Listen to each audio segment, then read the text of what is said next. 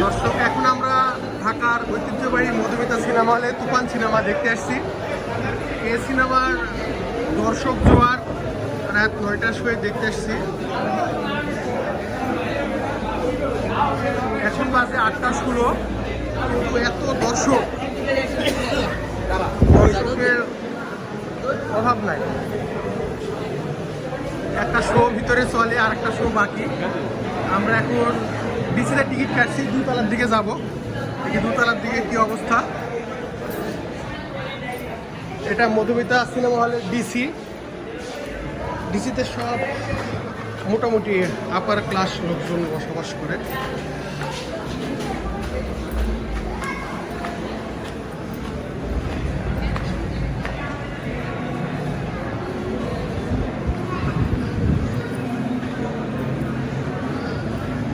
নিচে অনেক ভিড়, উপরের দিকে ভিড় একটু কম।